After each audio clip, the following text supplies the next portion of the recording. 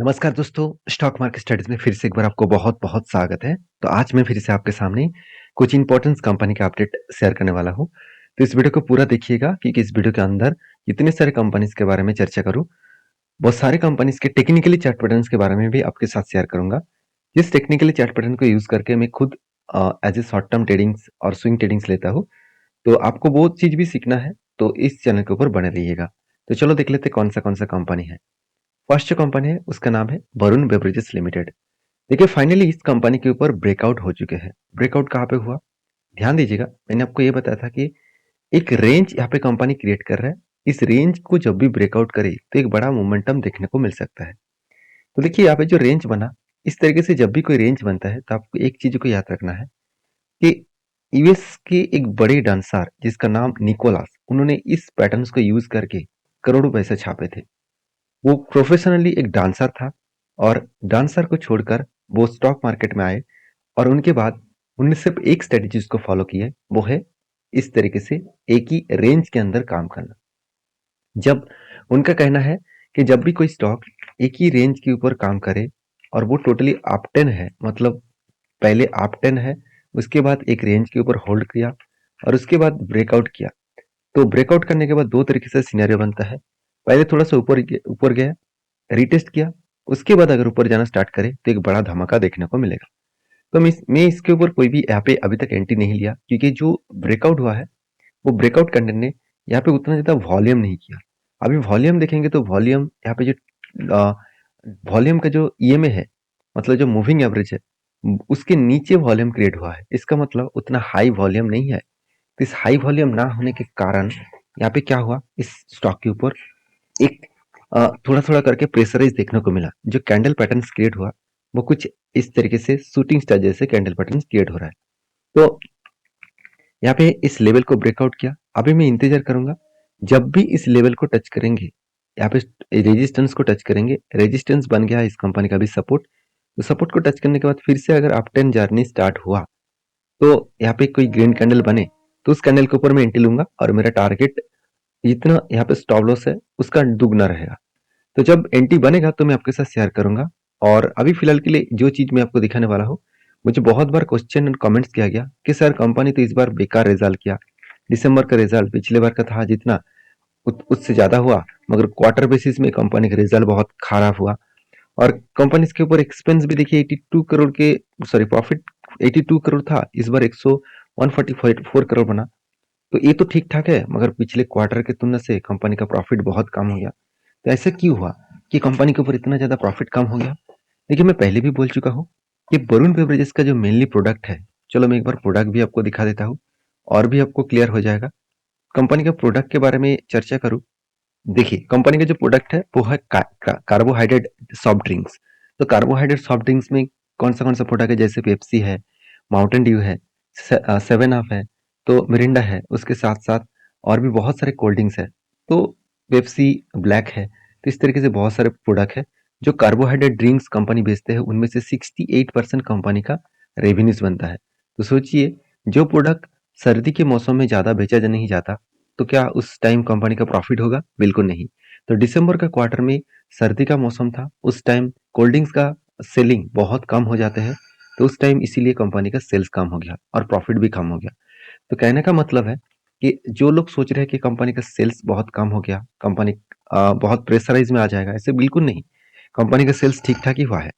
बाकी as a investor इस company के ऊपर कोई भी माल बेचने के लिए तैयार नहीं है। कंटिन्यूसली हर कोई व्यक्ति माल कंटिन्यू करना चाहता है, चाहे एफएस हो, चाहे डीएस ने, सॉरी म्यूचुअल फंड ने कुछ क्वांटिटी बेचा, मगर एफएस ने कोई भी माल नहीं बेचा। एफएस कंटिन्यू होल्डिंग को कंटिन्यू कर रहा है। तो बाकी इस कंपनी के ऊपर क्या राय है जरूर कमेंट्स करना। जब इस लेवल को रिटेस्ट करेगा तभी भी आपको वीडियो बनाकर शेयर करूंगा। तो मेरे साथ जुड़े रहिए, चैनल के ऊपर बने रहिए। नेक्स्ट जो कंपनी उसका नाम है विप्रो लिमिटेड। तो विप्रो एक 2 लाख करोड़ का कंपनी है। एक छोटा मोटा कंपनी मत समझना, कंपनी टॉप 5 आईटी सेक्टर में खुद का नाम दाखिल करा चुके हैं। तो आज कंपनी का रैंकिंग टॉप 4 में है, मतलब 4 नंबर रैंकिंग में कंपनी का नाम देखने को मिलेगा। तो विप्रो के ऊपर पहले मैंने एक ट्रेड जो लिया वो मैं आपके साथ शेयर करूंगा। क्यों ट्रेड लिया उसके कारण मैं आपको समझाऊंगा। उससे पहले ट्रेड किस तरीके से बना वो देख लीजिए। देखिए कंपनी के ऊपर एक ट्रेड बना जो एक कफ विद 100 पैटर्न्स बना। तो कफ विद 100 पैटर्न्स बनने के बाद फाइनली यहाँ पे क्या हुआ, एक ब्रेकआउट हुआ और ब्रेकआउट कंफर्मेशन भी इस कैंडल के ऊपर कर दिया। तो ब्रेकआउट कंफर्मेशन होने के बाद एक बार रिटेस्ट करने के लिए आया था, तब मैंने एंट्री लिया और आपको मैं वीडियो बना के भी शेयर किया था कि मेरा एंट्री कहाँ पे है। और एंट्री होने के बाद देखिए धीरे धीरे करके ऊपर गया और टारगेट के नजदीक गया था। उसके बाद रीबैक किया, फिर से देखिए टारगेट के नजदीक जा रहा है। अभी तक टारगेट हुआ नहीं, तो मेरे हिसाब से टारगेट जल्द से जल्द हो जाएगा। तो यहाँ पे क्वेश्चन आएगा कि सर टारगेट तो आपने लिया, वो मतलब आपने एंट्री के बाद टारगेट के सिचुएशन को समझा, मगर किस बेसिस में टारगेट लिया वो जरूर बताइएगा। सबसे पहले देखिए मैंने इस टारगेट को इसीलिए ले रहा हूँ क्योंकि कंपनी का फाइनेंशियल तो ठीक है। दूसरी दूसरी बात, कंपनी की देखिए प्रीवियस जो स्ट्रांगली इसका सपोर्ट है, स्ट्रांगली इसका जो सॉरी रेजिस्टेंस है, उसी रेजिस्टेंस के नीचे इसका टारगेट बन रहा है। मतलब कोई भी अगर प्रीवियस रेजिस्टेंस के नीचे अगर कोई भी टारगेट बने तो हायर पॉसिबिलिटी है उस टारगेट को वो अचीव करने का बहुत ज्यादा कोशिश करेंगे। तो इसीलिए देखिए कंपनी धीरे धीरे करके ऊपर तो गया, फिर से यहाँ पे क्रैश हुआ, फिर से ऊपर जाने की कोशिश कर रहा है और मेरे हिसाब से इजीली वो टारगेट को यहाँ पे अचीव कर पाएंगे। तो एक दो दिन के अंदर अंदर कंपनी टारगेट अचीव कर पाएंगे, इस तरीके से कुछ सिचुएशन देखने को मिला। बाकी आपके क्या राय है इस कंपनी के ऊपर जरूर कमेंट्स करना, क्योंकि मैंने इस कंपनी के ऊपर ट्रेड इसीलिए लिया। क्वार्टरली जो रिजल्ट है, जो आईटी सेक्टर एक मतलब आशा कर रहा था कि रिजल्ट उतना खास नहीं आएगा, मगर यहाँ पे देखा जाए तो कंपनी के रिजल्ट अच्छा खासा आया। जैसे सेल्स दिसंबर में 23,200 था, इस बार 22,200 बना। एक्सपेंस भी कंपनी कंट्रोल में रखे और उसके बाद नेट प्रॉफिट जो है वो भी देखेंगे तो 3,000 करोड़ नेट प्रॉफिट बना था, इस बार 2,700 करोड़ के आसपास नेट प्रॉफिट बना। मतलब नेट प्रॉफिट जो है वो देखा जाए तो थोड़ा सा कम हुआ, फिर भी एक्सपेक्टेशन के हिसाब से पिछले क्वार्टर की तुलना से कंपनी की इस बार नेट प्रॉफिट ज्यादा हुआ। तो यही एक कारण है जिसके चलते कंपनी के ऊपर एक मोमेंटम जर्नी देखने को मिला। और मजेदार बात क्या है आप जानते हैं, कंपनी का बैलेंस शीट देखेंगे तो पिछली बार का जो टोटल रिजर्व था, उस रिजर्व से कंपनी के इस बार थोड़ा सा रिजर्व कम हुआ। कर्जा तो कंटिन्यू कंपनी कर रहा है जितना कर्जा पहले था। और सबसे इंपॉर्टेंट पॉइंट, कंपनी इस बार भी अच्छा खासा बिजनेस के ऊपर पैसा लगा चुके हैं। और कंपनी के टोटल ट्रेड मिले, इस बार जो कंपनी का ट्रेड मिले करीबन 10,800 करोड़ के आसपास। तो कुछ पॉइंट्स कंपनी को पॉजिटिव सिचुएशन क्रिएट करता है, जिसके चलते मुझे लग रहा है अच्छा खासा ग्रोथ होने का चांसेस दिख रहा है।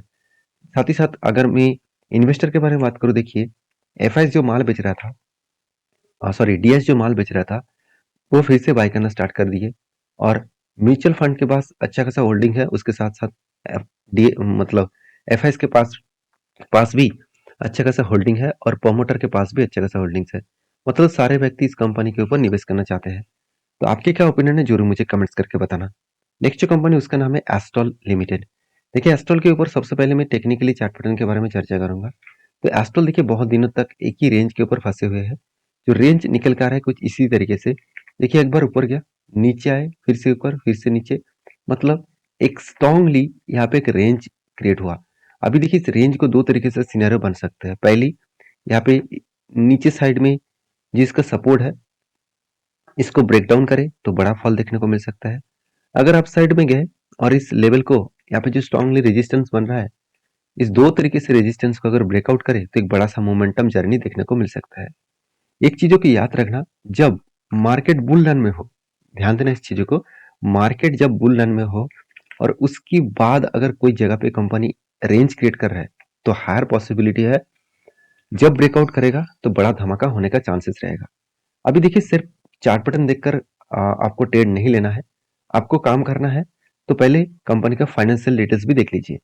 जैसे कंपनी के क्वार्टरली जो रिजल्ट है वो देखेंगे तो कंपनी के जो मतलब दिसंबर का जो डेटा है वो 1200 करोड़ से 1300 करोड़ तक बना। और एक्सपेंस जो है वो 1000 करोड़ से 1100 करोड़ बना। और कंपनी के जो नेट प्रॉफिट है वो 95 करोड़ से 113 करोड़ बना। तो प्रॉफिटेबिलिटी तो ठीक ठाक ही है, कोई प्रॉब्लम्स नहीं है। हाँ, मान लेता हूँ कंपनी क्वार्टर क्वार्टर बेसिस में प्रॉफिट कम किए, मगर ईयर ऑफ ईयर बेसिस में अच्छा खासा प्रॉफिट देखने को मिला। तो पॉइंट ऑफ व्यू से मैं बात करूँ कंपनी के ऊपर, एक पॉजिटिव पॉइंट्स यहाँ पे देखने को मिले हैं। बाकी एज ए इन्वेस्टर, प्रोमोटर से लेकर एफएसडीएस पब्लिक, हर किसी के पास क्या है, इन्वेस्टमेंट है। तो इस कारण के वजह से यहाँ पे देखिए कंपनी के ऊपर इन्वेस्टर देखिए बराबर माल उठा के रखे हैं, कोई भी माल बेचने के लिए तैयार नहीं है, चाहे एफएस हो, चाहे डीएस हो, चाहे पब्लिक हो। तो इसीलिए माल को वो कंटिन्यू कर रहा है क्योंकि वो जानते हैं कंपनी में कितना दम है, कितना पोटेंशियल है। बाकी इस कंपनी के ऊपर सबसे इंपॉर्टेंट पॉइंट क्या है, कंपनी के कैपेक्स। कंपनी के ऊपर कैपेक्स इस बार कंपनी हाईएस्ट कैपेक्स को जनरेट किया 450 करोड़ के आसपास, जो पिछले बार की तुलना से बहुत ज्यादा है। पिछले बार का कैपेक्स था 350 करोड़ के आसपास, इस बार वो डायरेक्टली 450 करोड़ बन गया। 2021 में वो कैपेक्स था 170 करोड़ और 2020 में 213 करोड़, मतलब कंपनी डबल से भी ज्यादा कैपेक्स को बढ़ा चुके हैं। तो यही कारण है कंपनी में आगे बढ़ने के लिए पुश करेंगे। तो आपके क्या ओपिनियन है जरूर कमेंट्स करना। और ये वीडियो टोटली एजुकेशन पर्पस में है। मैं कोई सेबी रजिस्टर्ड पर्सन नहीं हूँ कि मैं आपको बाई सेल का रिकमेंडेशन करूँ। जितने सारे मैं पॉइंट ऑफ व्यू से मैं बात कर रहा हूँ वो टोटली एजुकेशन पर्पस में है। मेरे तरफ से कोई भी बाई सेल का रिकमेंडेशन नहीं है। अगर आपको काम करना है तो उस कंपनी के जिसके ऊपर काम करना है उसके ऊपर आपका जो एडवाइजर है उसके साथ बातचीत करके काम करिएगा। नेक्स्ट जो कंपनी उसका नाम है कमिंस इंडिया लिमिटेड। तो कमिंस इंडिया लिमिटेड के बारे में बात करूँ, इस कंपनी के ऊपर अपडेट है वो है डिविडेंड का। कंपनी 21 तारीख को आपको डिविडेंड देने वाला है 18 रुपीज करके। जो लोग डिविडेंड पाना चाहते हैं तो कंपनी के ऊपर स्टडी करिए, उसके बाद काम करिए। वीडियो में अगर जानकारी अच्छा मिले तो प्लीज लाइक करिए। Thank you.